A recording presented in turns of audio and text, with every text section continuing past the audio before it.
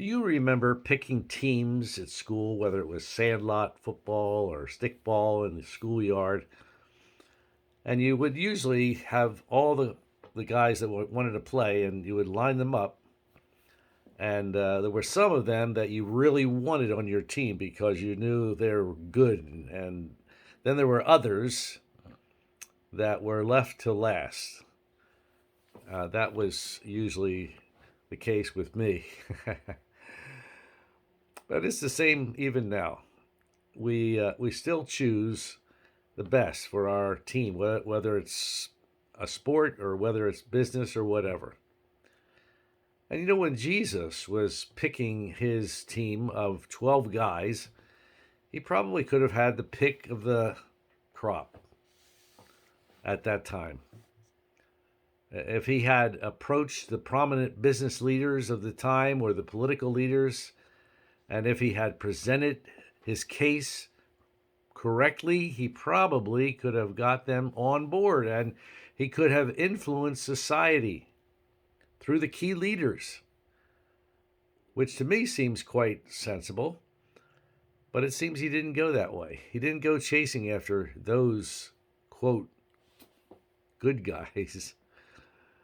Instead, Jesus bypassed the elite of society and the elite of the religious system, and he picked ordinary men and women.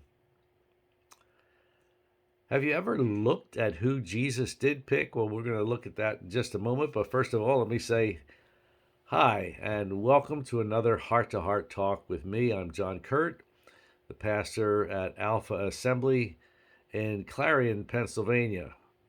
And thanks for joining me at the end of this week. And I hope and pray that you will be encouraged by this message. And I hope that as you listen from time to time to these messages, that they will be a blessing in your spiritual walk.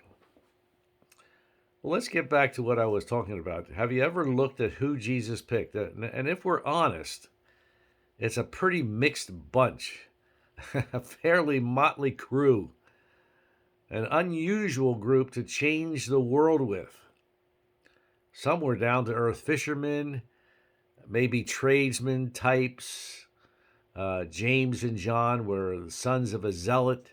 The other Simon, not Simon Peter, is almost certainly believed to have been a zealot in those days, a radical himself.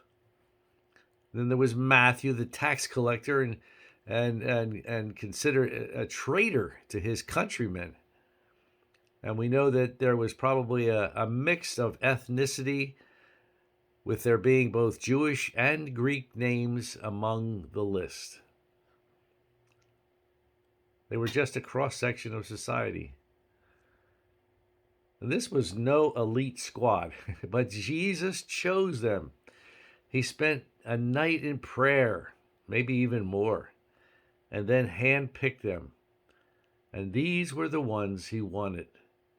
Have you ever wondered why? And the whole deal gets even more confusing when you look at some of what happened while he was their leader. If you watch sports tonight, and I think the World Series begins tonight. If you watch sports at the end of the week, you'd know they have a highlight of all the great moments. And sometimes they have a collection of the blunders or bloopers, a bloopers reel. And if we were to follow the disciples around with a video camera, I reckon that we could come up with some pretty good bloopers, a pretty good set of bloopers. These were people who blew it regularly and quite spectacularly. And you're starting to feel like being a disciple of Jesus is a bit more in the ballpark. Let me tell you, if you ever feel just too plain and ordinary to be a disciple, then you need to go back and read about the guys that Jesus picked. These guys give all of us hope. So, what's the deal? Why did he pick them?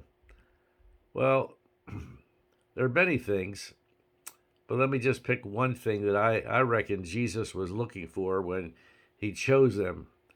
It's a quality that might seem insignificant in some ways, but it's probably one of the most essential qualities of a disciple. And that is, in order to actually be a disciple, you have to, and to be called, you have to have the quality of teachability.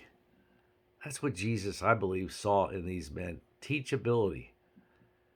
I told you it wasn't all that impressive, but teachability, which simply means an openness to learning, a humble spirit that isn't always right.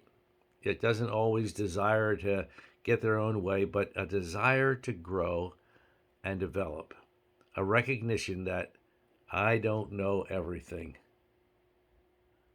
I reckon Jesus said, "Give me 12 teachable people and I can change the world." And they turned their world upside down or right side up. And they paved a way of spiritual victories that leads right up to the present. It's incredible to think about it. And God can use us too if we will just have a teachable spirit, just like those apostles and those disciples in the early church. So ask yourself, how teachable am I? And let the Holy Spirit work in your life and bring you to that point where God can really use you in a great way, just like God used those disciples in a great way, those common, ordinary men. They were ordinary, but they did extraordinary things, and He wants to do the same thing in us.